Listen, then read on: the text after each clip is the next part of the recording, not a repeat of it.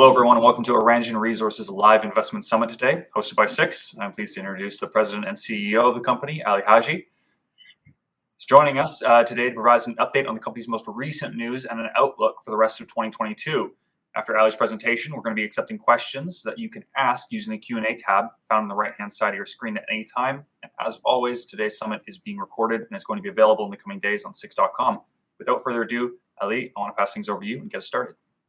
Thank you, Cam, for that introduction, and thank you for our listeners for dialing in today for this update. We're excited to share where we are as a company, where we're headed, and of course, what we've accomplished thus far. So thank you for joining us. One of the things that I want to bring to everybody's attention right at the forefront here is a strategic alliance between Ion Energy, which is a lithium explorer in Mongolia, alongside Aranjin Resources, which of course is why we're here today. That strategic alliance was built on the basis of Ion Energy's Baavhai Uul license, which is about 81,000 hectares. So in terms of scale, consider about 60 kilometers wide by 20 kilometers tall, about 5 times the size of the city of Vancouver, which ultimately means that it would have potential for additional minerals beyond the lithium that we're exploring or was being explored by Ion and will continue to be. During that exploration, copper and nickel anomalies were found on the asset. Given the fact that management and board have a strong and long relationship in country as well as on other projects, it made sense to build this alliance, leveraging not only skill set, but also allowing us to reduce overhead across both companies and look to monetize from each company's perspective, either base metals or lithium found on the assets of each respective company. So we are Mongolia's emerging copper explorer. Some of you may know that Mongolia is the home of big copper, and that's sort of on our front slide there. And that's it's proven and indicated by Oyu Tolgoi, which is owned by Rio Tinto. Rio Tinto recently tried to outbid, or rather buy out, Turquoise Hill with an $8 billion investment. We believe that deal will go through.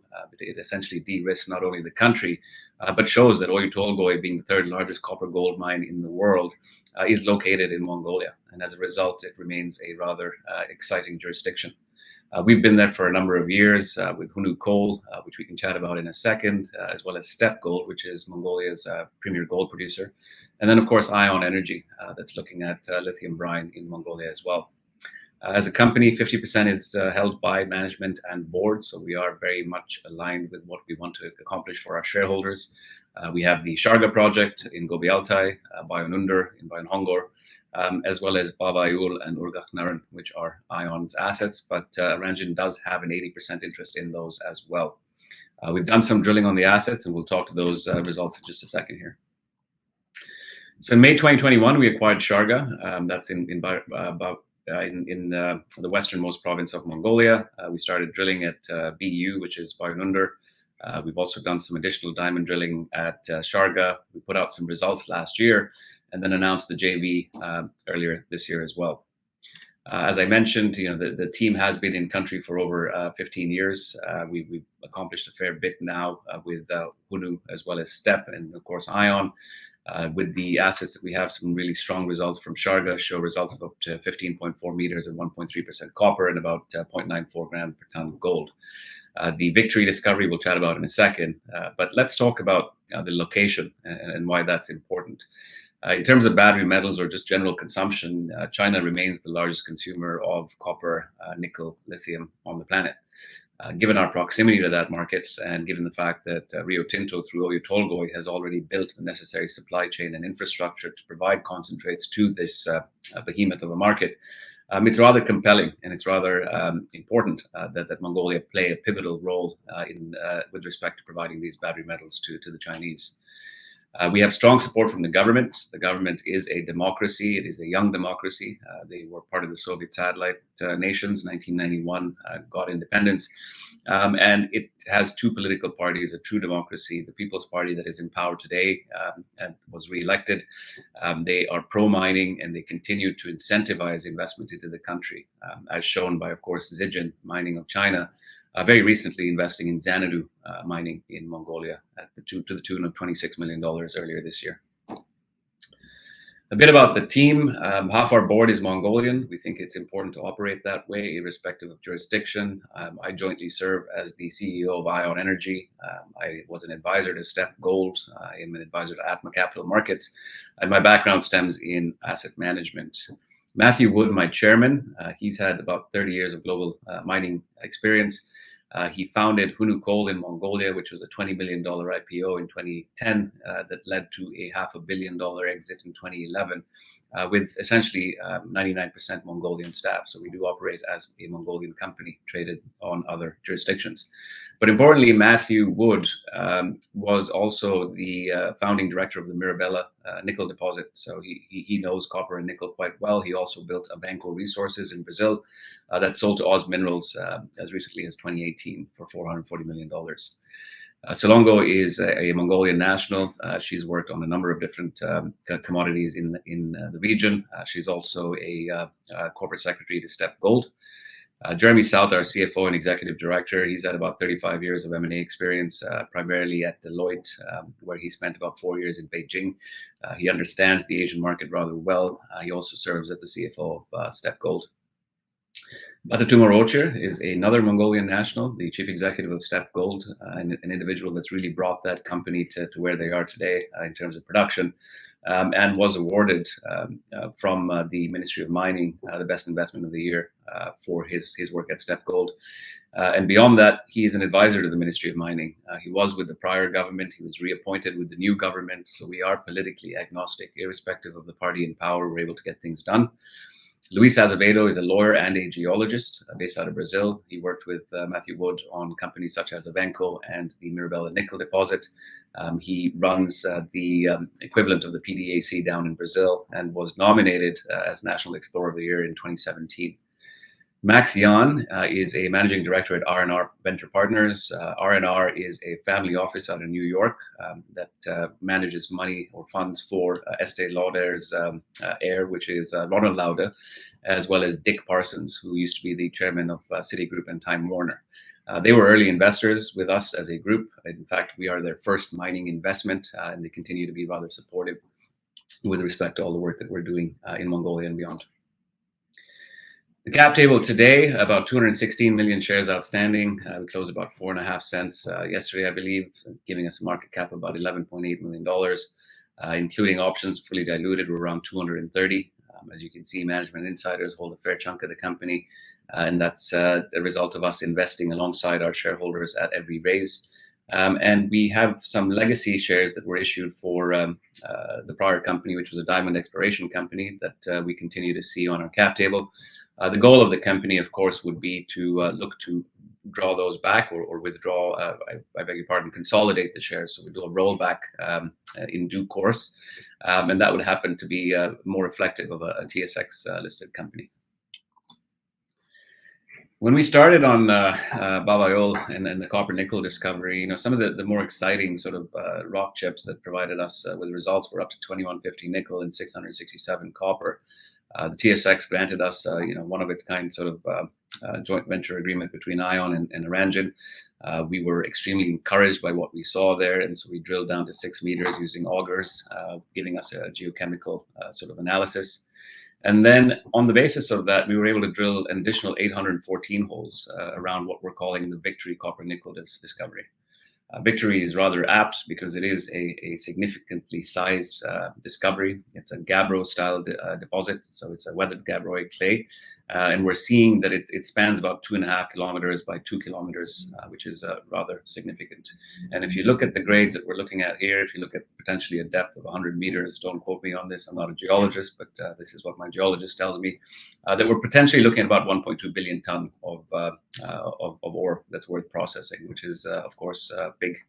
And we are excited to continue to drill on this asset using a diamond core rig in the coming months here.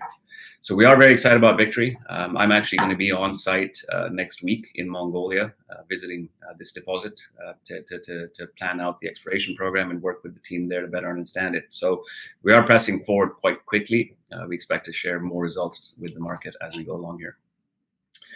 Sharga, that was our acquisition back in January of last year. It's about 9,000 hectares, as I mentioned. It's in Gobi, Altai province. It's very well situated to the Chinese sort of infrastructure that is required to ship concentrate.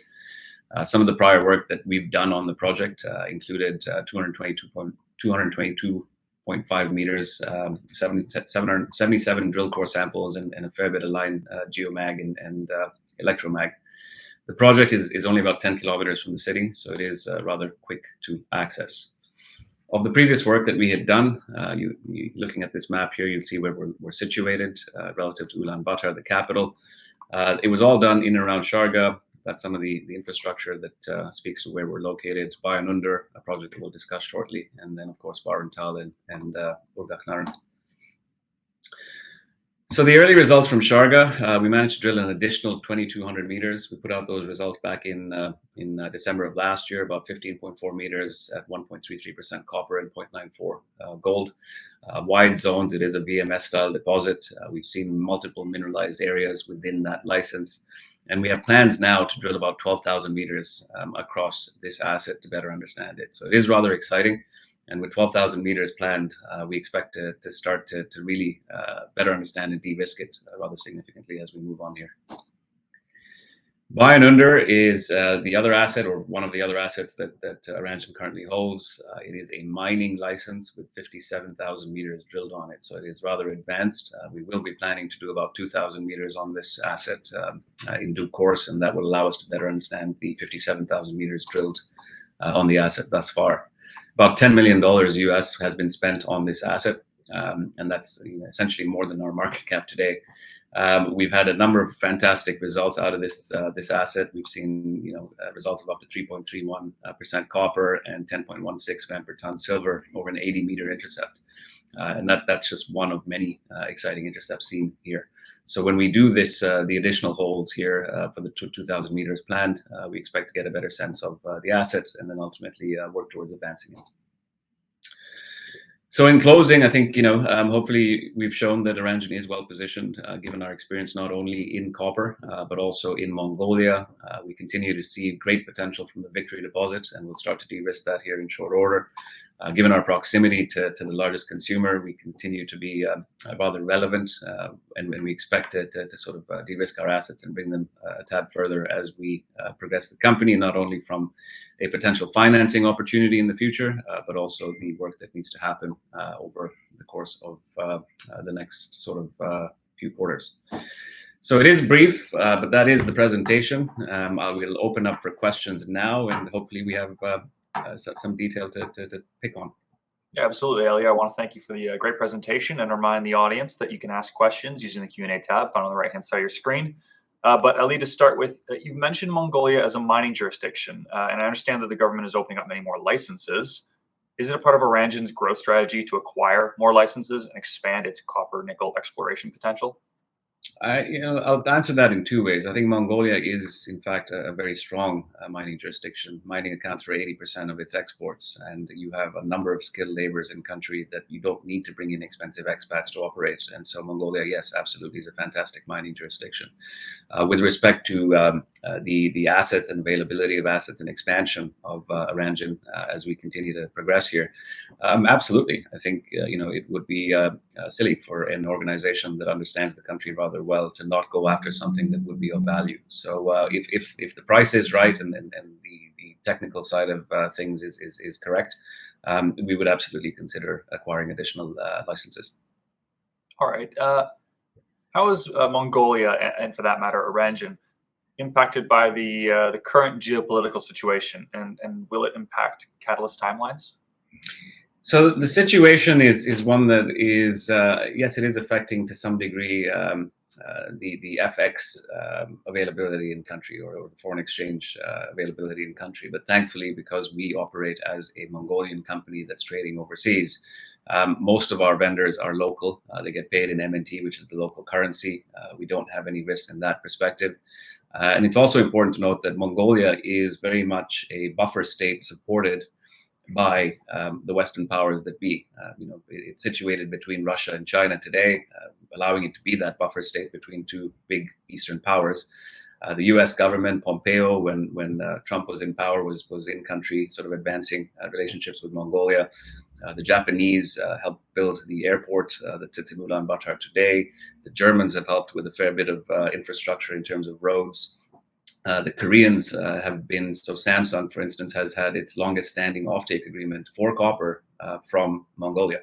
And so there's a lot of external sort of influences in country. And as a result, we haven't seen any direct spillover from the conflict in the region.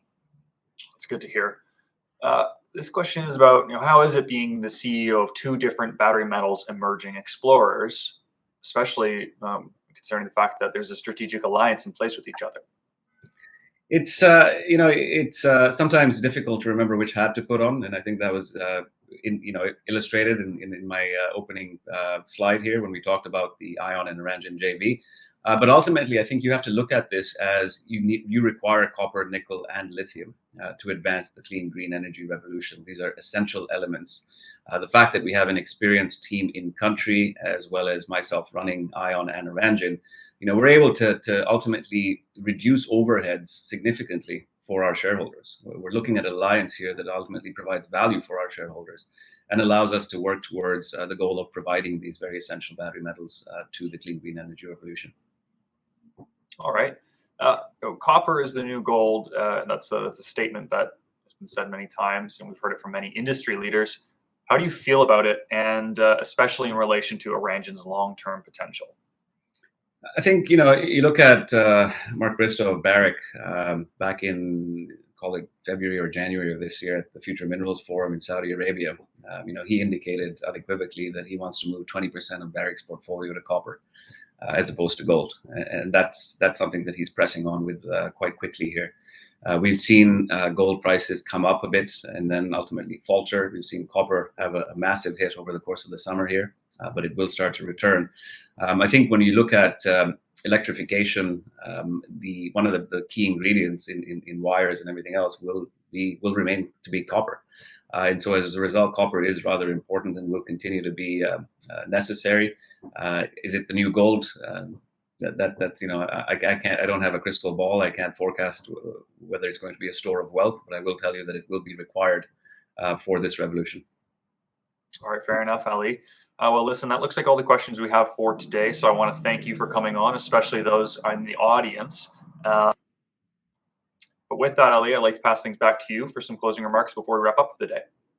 Thank you, Cam. So yeah, thank you everybody for joining us today. As mentioned, I will be in Mongolia next week on site, reviewing the work that's been done as well as what will be done over the coming quarters. You can expect to see a fair bit more data being shared with the market over the course of the next couple of quarters, and some advancement with respect to not only exploration, but also some strategic related items that may make sense for the company. So we're just getting started.